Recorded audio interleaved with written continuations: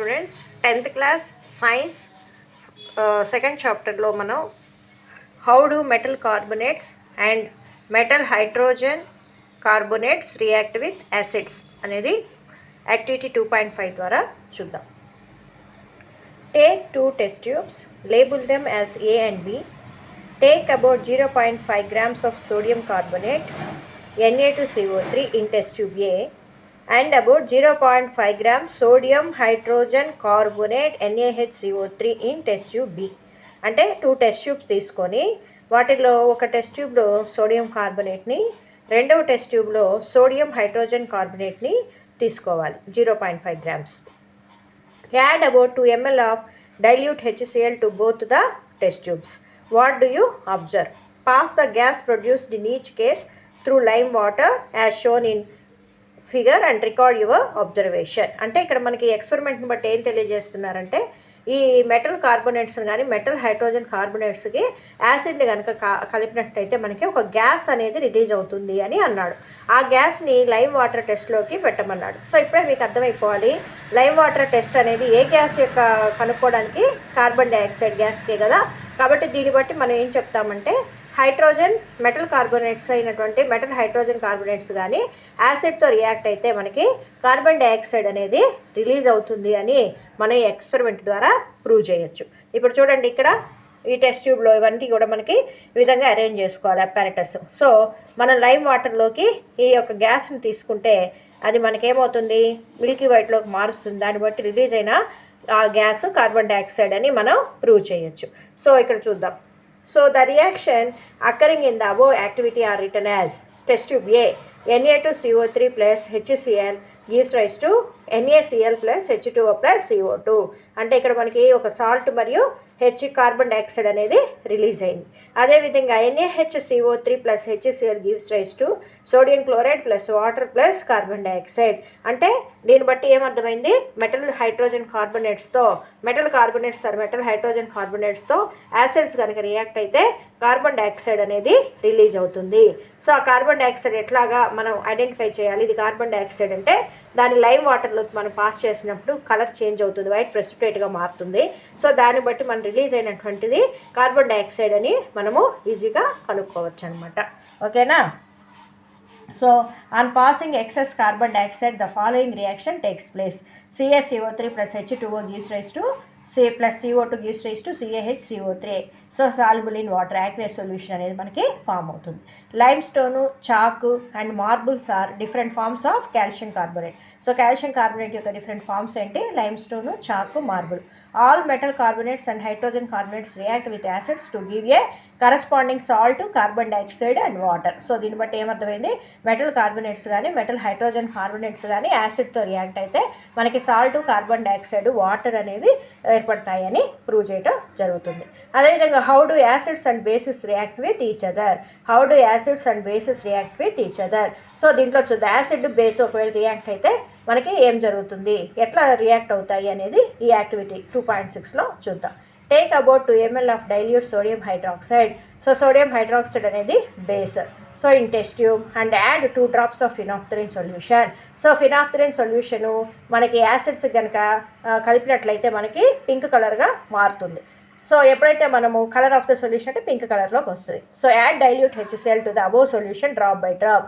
అంటే ఇప్పుడు base solution కాస్త ఫినాఫ్థలిన్ ఇండికేటర్ మారినప్పుడు మనకి ఏ కలర్లో వచ్చింది పింక్. మళ్ళీ HCl కలిపినట్లయితే ఏమవుతుంది దాని యొక్క కలర్ అనేది వైట్ కలర్కి మారుతుంది అనమాట. యాసిడ్ కానీ వస్తే కలర్లెస్ అయిపోతుంది, పింక్ కలర్ కాస్త కలర్లెస్ అయిపోతుంది.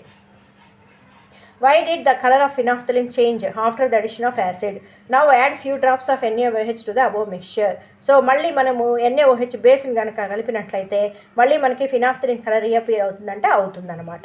ఎందుకు అంటే ఇక్కడ మనకి న్యూట్రలైజ్ అయిపోయినాయి. అంటే యాసిడ్ బేస్ కలిపితే మనకి ఏమవుతుందంటే రియాక్షన్ న్యూట్రలైజ్ అయ్యి మళ్ళీ మనకి ముందున్నటువంటి కలర్కి అయితే వస్తుంది. అంటే ఫస్ట్ పింక్ కలర్ వచ్చి తర్వాత కలర్లెస్ అయ్యి మళ్ళీ తిరిగి పింక్ కలర్లోకి మళ్ళీ బేస్ని కలిపినప్పుడు పింక్ కలర్లోకి వస్తుంది. సో ఈ అబోవ్ రియాక్షన్ బట్టి మనం ఏం అర్థం చేసుకోవడం. In the above activity we have observe that the effect of a base is nullified. అంటే నల్లిఫైడ్ అంటే ఏమవుతుంది అది మనకి న్యూట్రలైజ్ అయిపోతుంది అనమాట by acid and vice versa. The reaction taking place so NaOH plus HCl gives rise to NaCl plus H2O.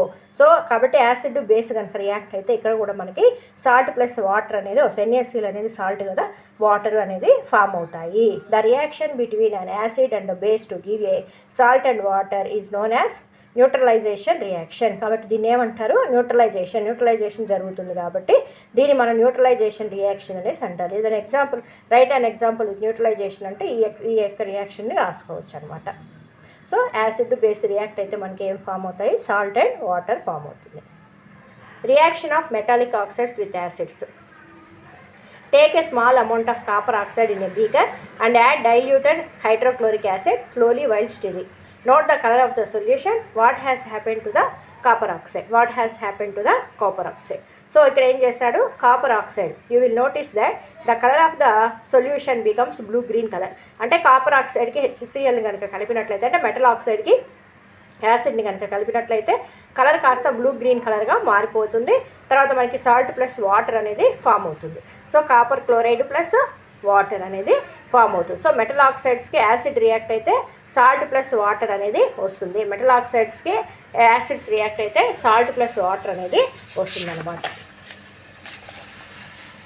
So now right the balance equation for the above reaction metallic oxides with acids to give salts and water. Similarly, reaction of base with an acid, metallic oxides are said to be basic. అంటే దీన్ని బట్టి ఏమర్థమవుతుందంటే మనకి metallic, ఇక్కడ ఏం చూడండి, now balance రాయండి అని చెప్పాడు. తర్వాత ఏమన్నాడు? Since metallic oxides react with acids, metallic oxides అనేవి యాసిడ్తో రియాక్ట్ అయితే సాల్ట్ వాటరు ఇస్తుంది అని చెప్పాడు. మెటాలిక్ ఆక్సైడ్స్ యాసిడ్స్ రియాక్ట్ అయితే.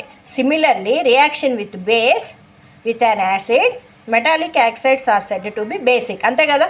సో దీన్ని బట్టి మనం ఏంటి, సాల్ట్ వాటర్ అనేది ఎక్కడ ఫామ్ అవుతాయి? యాసిడ్ ప్లస్ బేస్ రియాక్ట్ అయితే మనకి సాల్ట్ వాటర్ వస్తుంది. కాబట్టి మెటల్ ఆక్సైడ్స్ అనేవి ఏ నేచర్లో ఉన్నాయని చెప్పొచ్చు? బేసిక్ నేచర్లో ఉన్నాయి అని చెప్పొచ్చు. ఎందుకు బేసిక్ నేచర్లో ఉన్నాయి అంటే ఇవి ఏమి ప్రెసిపిటేట్ ఏమి ఇచ్చినాయి మనకి? సాల్ట్ వాటర్ ఇచ్చి. ఎప్పుడు సాల్ట్ వాటర్ ఫామ్ అవుతుంది? యాసిడ్ బేస్తో రియాక్ట్ అయినప్పుడు సాల్ట్ అండ్ వాటర్ వస్తుంది. కాబట్టి మన యాసిడ్ని మెటాలిక్ ఆక్సైడ్తో రియాక్ట్ చేసినప్పుడు సాల్ట్ అండ్ వాటర్ వచ్చింది. కాబట్టి మెటాలిక్ ఆక్సైడ్ని బేసిక్ ఇన్ నేచర్ అని చెప్పొచ్చు అని ఈ పారాగ్రాఫ్ యొక్క అర్థం అనమాట. ఓకేనా. అయితే ఇప్పుడు మనం మెటల్ ఆక్సైడ్స్తో యాసిడ్ బేస్ రియాక్ట్ అయితే సాల్ట్ వాటర్ వచ్చింది అనుకున్నాం. అయితే reaction of non metallic oxide with బేస్తో రియాక్ట్ అయితే ఏమవుతుంది? నాన్ మెటాలిక్ ఆక్సైడ్ ఏంటది? Non metallic oxide with base. You saw the reaction between carbon dioxide and calcium hydroxide in activity. Calcium hydroxide which is a base react with carbon dioxide to produce salt and water. అంతే కదా. మన calcium oxide, calcium reaction base calcium carbon dioxide calcium హైడ్రాక్సైడ్కి జరిగినప్పుడు మనకి calcium hydroxide which is base అని అనుకున్నాం. అదేవిధంగా ఇక్కడ కూడా సాల్ట్ అండ్ వాటర్ ఏర్పడుతుంది. Since this similar reaction between base and acid we can conduct that metallic oxides are acidic in nature. అంటే దీనికి రివర్స్ అనమాట. ఇందాక మనం ఏమనుకున్నాము? నాన్ మెటాలిక్ ఆక్సైడ్ బేస్తో వచ్చినప్పుడు, అంటే ఆక్సైడ్స్ మెటాలిక్ ఆక్సైడ్స్ యాసిడ్తో రియాక్ట్ అయినప్పుడు సాల్ట్ వాటర్ వచ్చింది. అదేవిధంగా నాన్ మెటాలిక్ ఆక్సైడ్ బేస్తో రియాక్ట్ అయినప్పుడు సాల్ట్ వాటర్ వచ్చింది. అంటే నాన్ మెటాలిక్ ఆక్సైడ్ని ఎసిడిక్ నేచర్లో ఉన్నాయని మనం చెప్పొచ్చు. కాబట్టి metallic oxide basic nature, non అంటే ఎప్పుడు అవి యాసిడ్తో రియాక్ట్ అయ్యి సాల్ట్ వాటర్ ఇచ్చినప్పుడు. ఇది వైస్ వర్సా రియాక్షన్ లాగా ఉంటుంది అని చెప్పారనమాట. అర్థమైందని అనుకుంటున్నాను. సో ఇక్కడ కొన్ని క్వశ్చన్లు ఇచ్చారు, ఒకసారి ఇవి చూసుకోండి, జూమ్ చేసుకొని ఒకసారి స్క్రీన్ షాట్ తీసుకొని వీటి ఆన్సర్స్ మీరు నోట్ చేసుకుంటే ఎగ్జామ్లోకి ఉపయోగపడతాయి. Okay. Next, what do all acids and all bases have common? What do all acids and all bases have common? So we have seen that all acids have similar chemical properties. అంతే కదా. అన్ని acids similar chemical ప్రాపర్టీస్ని కలిగి ఉంటాయి. What leads to the similar in properties? So ఏది ఆ similar property ఏంటంటే, we saw in activity 2.3 that all acids generate hydrogen gas.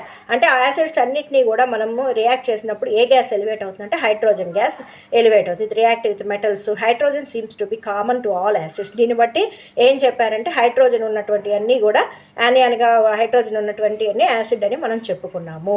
అదేవిధంగా కొన్ని కాంపౌండ్స్కి చేస్తే ఏమొస్తుంది అని చెప్పారు. Take solutions of glucose, alcohol, hydrochloric acid, sulphuric acid.